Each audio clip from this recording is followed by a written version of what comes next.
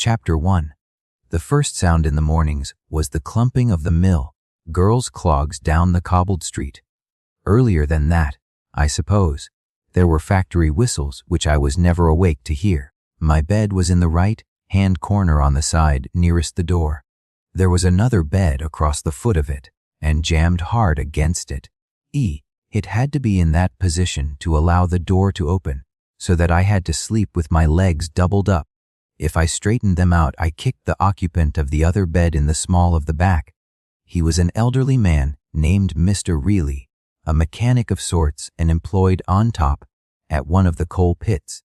Luckily, he had to go to work at 5 in the morning, so I could uncoil my legs and have a couple of hours proper sleep after he was gone. In the bed opposite, there was a Scotch miner who had been injured in a pit accident. A huge chunk of stone pinned him to the ground, and it was a couple of hours before they could lever it off, and had received £500 compensation. He was a big, handsome man of 40, with grizzled hair and a clipped mustache, more like a sergeant major than a miner, and he would lie in bed till late in the day, smoking a short pipe. The other bed was occupied by a succession of commercial travelers, newspaper canvassers, and hire purchase touts who generally stayed for a couple of nights. It was a double bed and much the best in the room.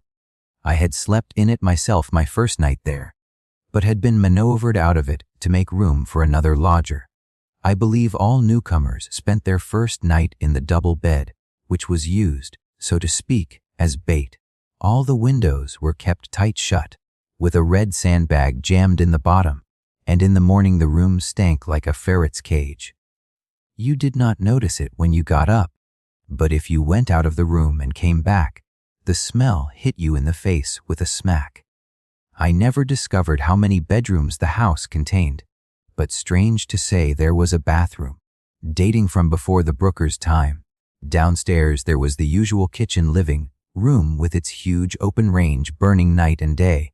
It was lighted only by a skylight, for on one side of it was the shop and on the other the larder, which opened into some dark subterranean place where the tripe was stored. Partly blocking the door of the larder, there was a shapeless sofa upon which Mrs. Brooker, our landlady, lay permanently ill, festooned in grimy blankets. She had a big, pale yellow, anxious face. No one knew for certain what was the matter with her.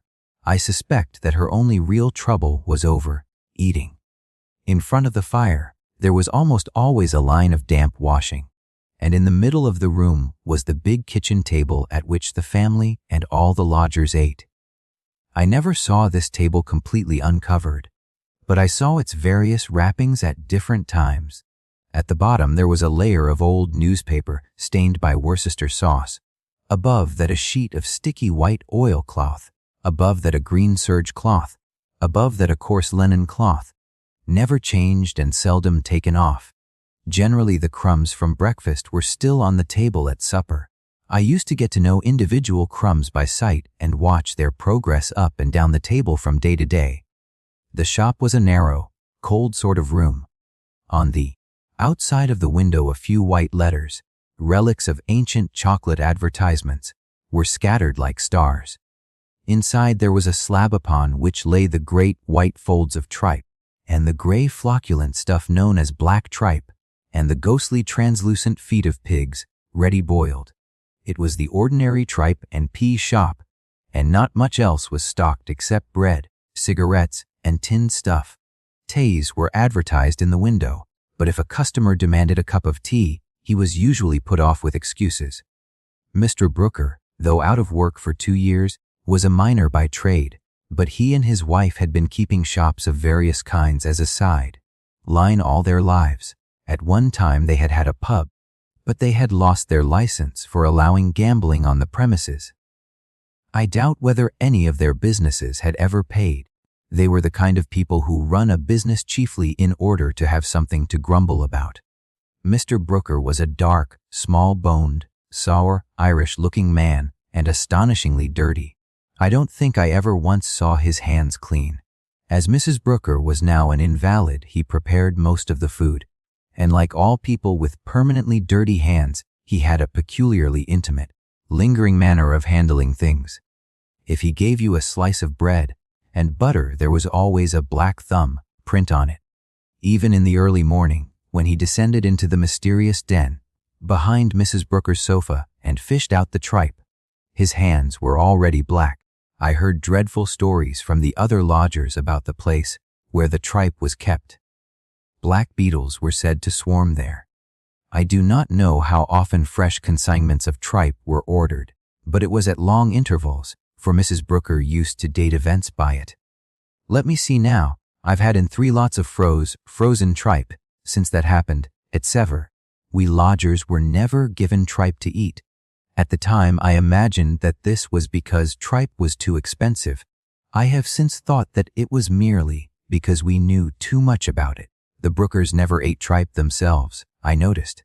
The only permanent lodgers were the Scotch miner, Mr. Reilly, 2 old age pensioners, and an unemployed man on the PAC, named Joe. He was the kind of person who has no surname. The Scotch miner was a bore when you got to know him. Like so many unemployed men, he spent too much time reading newspapers, and if you did not head him off, he would discourse for hours about such things as the Yellow Peril, trunk murders, astrology, and the conflict between religion and science. The old age pensioners had, as usual, been driven from their homes by the means test.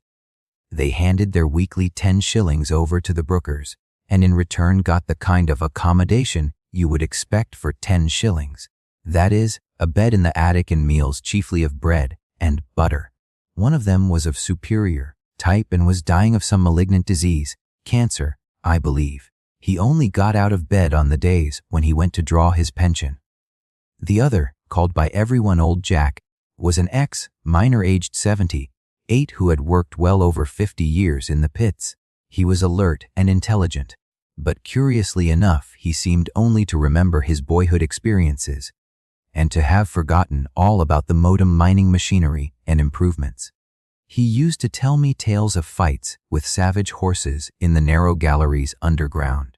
When he heard that I was arranging to go down several coal mines, he was contemptuous and declared that a man of my size, 6'2.5", would never manage the traveling.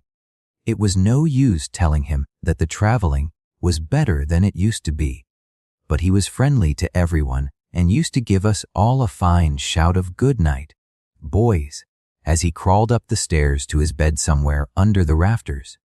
What I most admired about Old Jack was that he never cadged. He was generally out of tobacco towards the end of the week, but he always refused to smoke anyone else's. The Brookers had insured the lives of both old age pensioners with one of the Tanner A. Week companies. It was said that they were overheard anxiously asking the insurance tout how long people lives when they've got cancer. Joe, like the Scotchman, was a great reader of newspapers and spent almost his entire day in the public library. He was the typical unmarried, unemployed man, a derelict-looking, frankly ragged creature with a round, almost childish face on which there was a naively naughty expression. He looked more like a neglected little boy than a grown-up man. I suppose it is the complete lack of responsibility that makes so many of these men look younger than their ages. From Joe's appearance, I took him to be about 28, and was amazed to learn that he was 43. He had a love of resounding phrases, and was very proud of the astuteness with which he had avoided getting married. He often said to me, "Matrimonial chains is a big item," evidently feeling this to be a very subtle and portentous remark.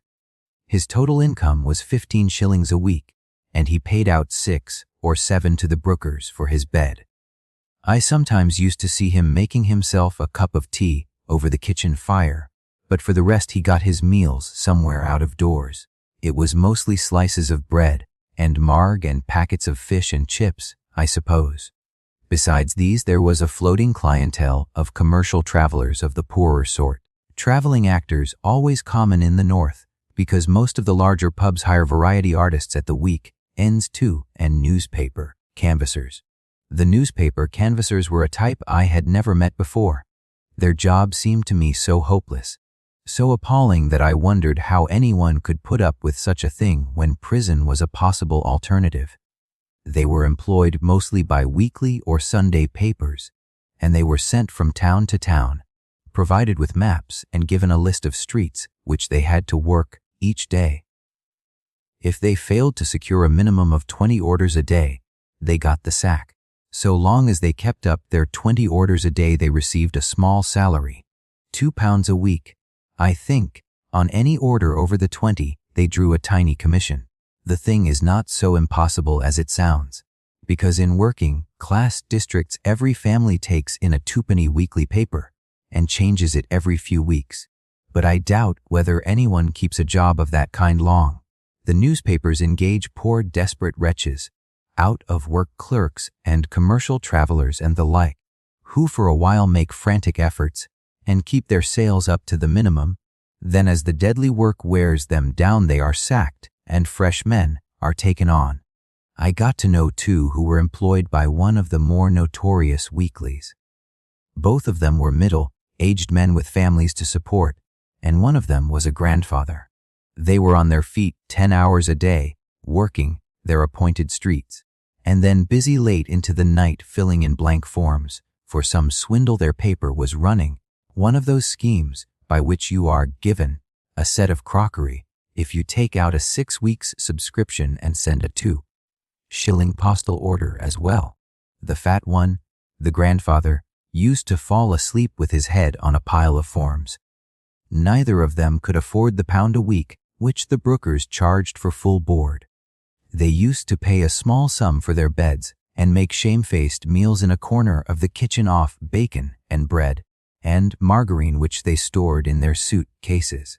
The Brookers had large numbers of sons and daughters, most of whom had long since fled from home. Some were in Canada, as Mrs. Brooker used to put it.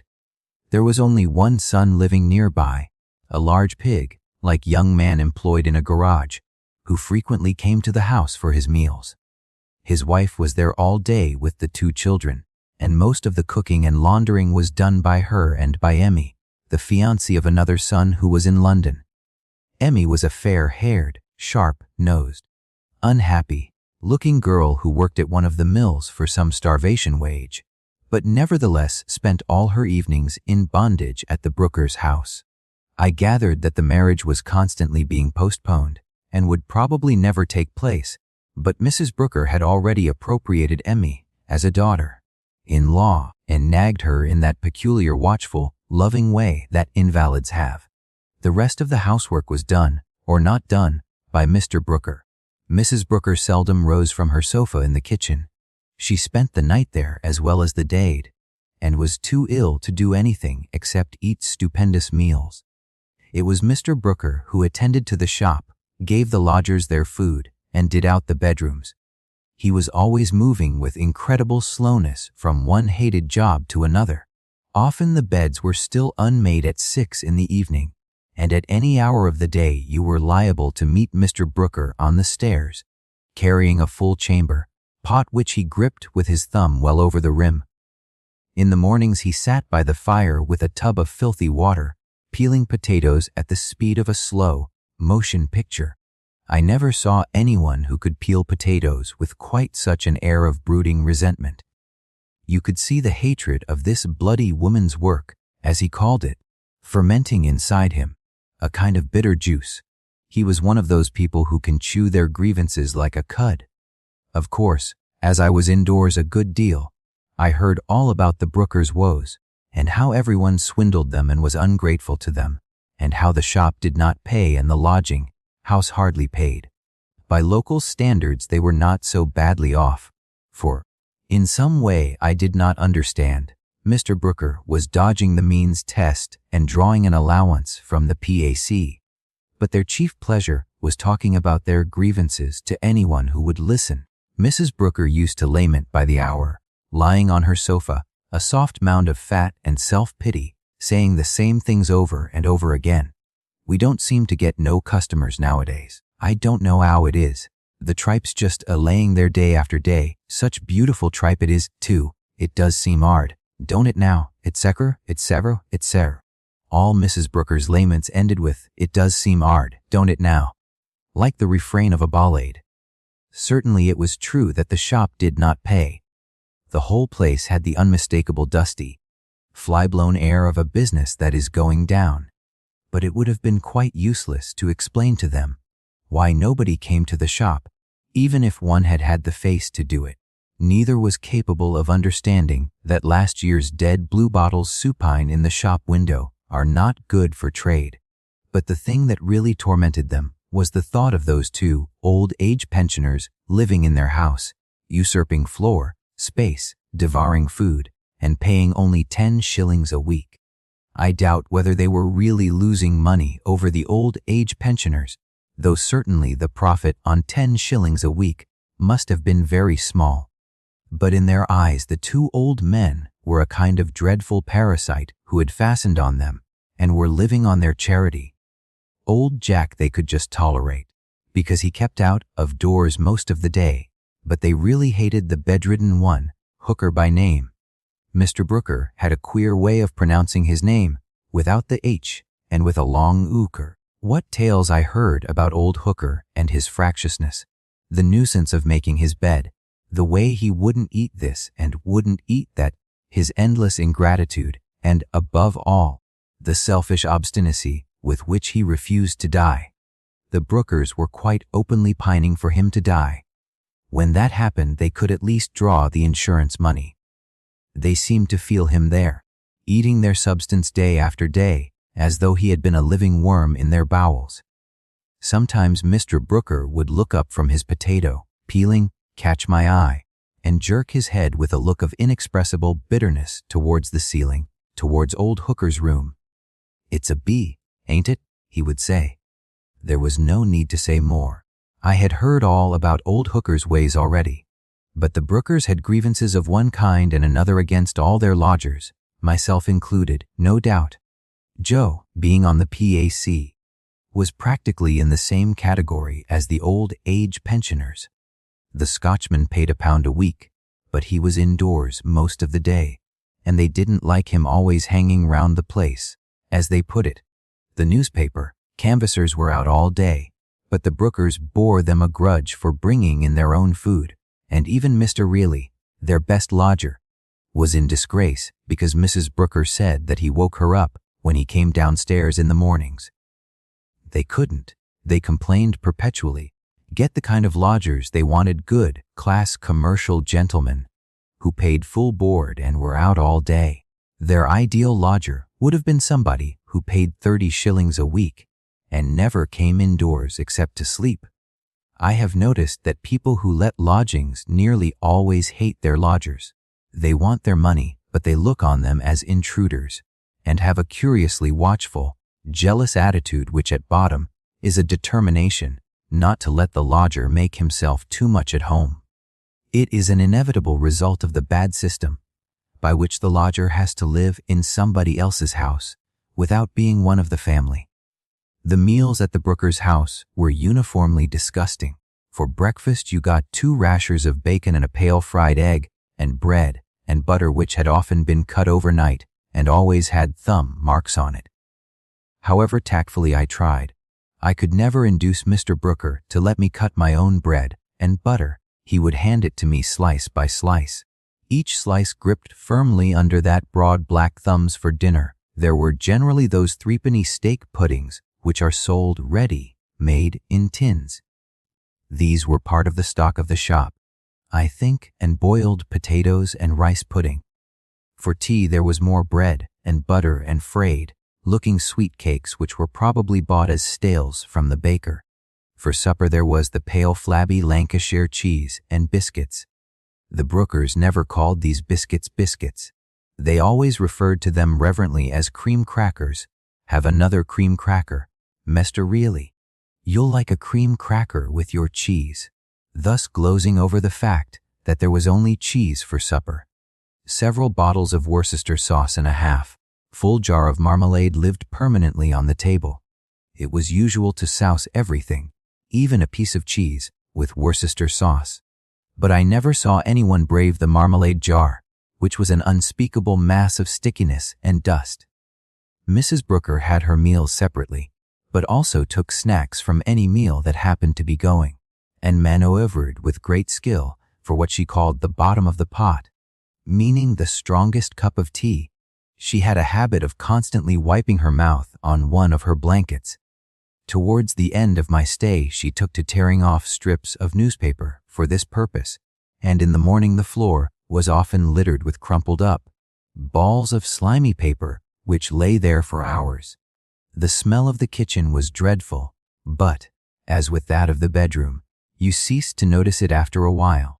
It struck me that this place must be fairly normal as lodging houses in the industrial areas go, for on the whole the lodgers did not complain. The only one who ever did so to my knowledge was a little black-haired, sharp-nosed cockney, a traveler for a cigarette firm.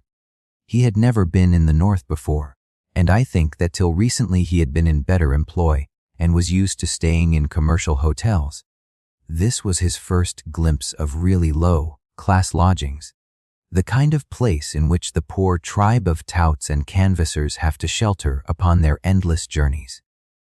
In the morning as we were dressing, he had slept in the double bed.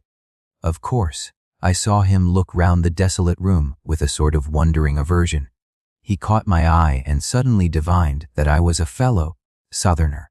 "The filthy, bloody bastards," he said feelingly.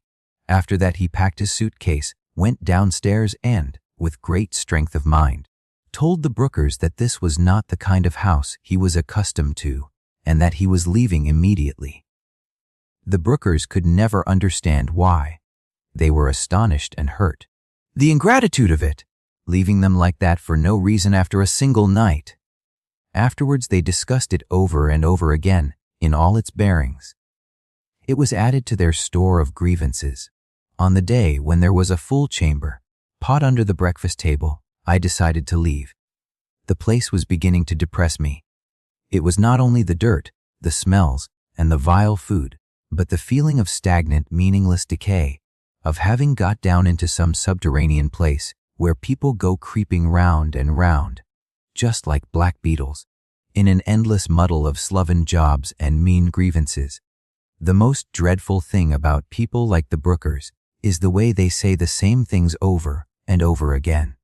It gives you the feeling that they are not real people at all, but a kind of ghost forever rehearsing the same futile rigmarole. In the end, Mrs. Brooker's self-pitying talk, always the same complaints, over and over, and always ending with the tremulous whine of "It does seem hard, don't it now?" revolted me even more than her habit of wiping her mouth with bits of newspaper. But it is no use saying that people like the Brookers are just disgusting and trying to put them out of mind. For they exist in tens and hundreds of thousands. They are one of the characteristic products of the modern world. You cannot disregard them if you accept the civilization that produced them, for this is part at least of what industrialism has done for us. Columbus sailed the Atlantic, the first steam engines tottered into motion, the British squares stood firm under the French guns at Waterloo, the one-eyed scoundrels of the 19th century praised God and filled their pockets. And this is where it all led to labyrinthine slums and dark back kitchens with sickly, aging people creeping round and round them like black beetles. It is a kind of duty to see and smell such places now and again, especially smell them, lest you should forget that they exist, though perhaps it is better not to stay there too long. The train bore me away through the monstrous scenery of slag, heaps, chimneys, piled scrap iron, foul canals, paths of cindery mud-cris, crossed by the Prince of Clogs. This was March, but the weather had been horribly cold, and everywhere there were mounds of blackened snow. As we moved slowly through the outskirts of the town, we passed row after row of little gray slum houses running at right angles to the embankment. At the back of one of the houses a young woman was kneeling on the stones, poking a stick up the leaden waste pipe which ran from the sink inside, and which I suppose was blocked. I had time to see everything about her sacking apron, her clumsy clogs, her arms reddened by the cold.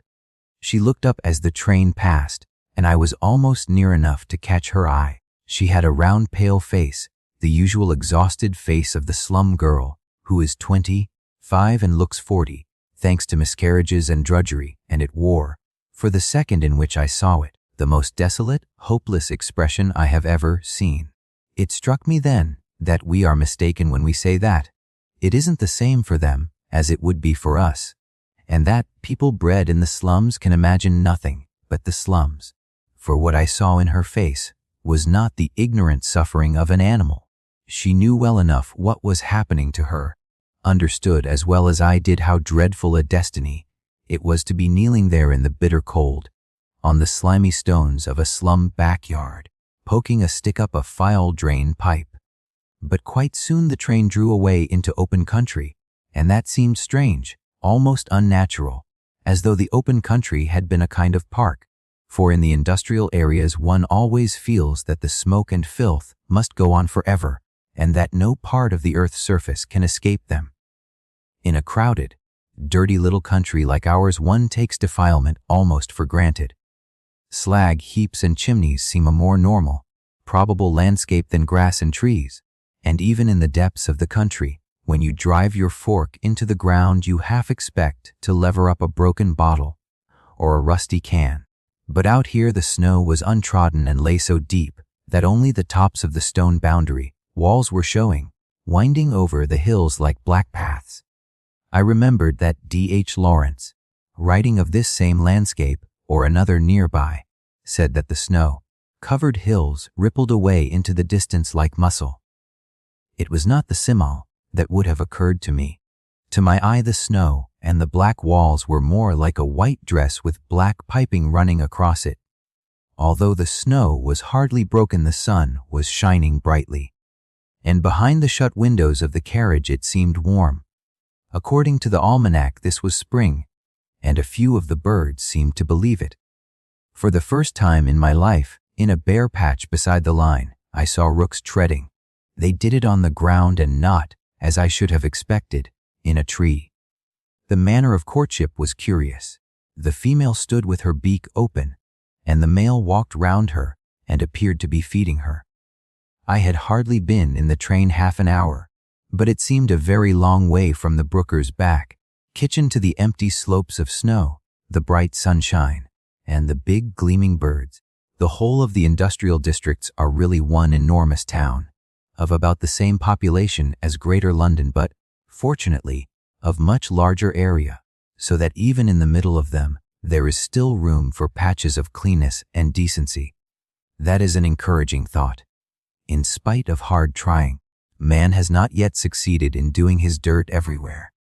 The earth is so vast and still so empty that even in the filthy heart of civilization you find fields where the grass is green instead of gray. Perhaps if you looked for them you might even find streams with live fish in them instead of salmon tins. For quite a long time, perhaps another 20 minutes, the train was rolling through open country before the villa civilization began to close in upon us again, and then the outer slums, and then the slag heaps, belching chimneys, blast furnaces, canals, and gasometers of another industrial town.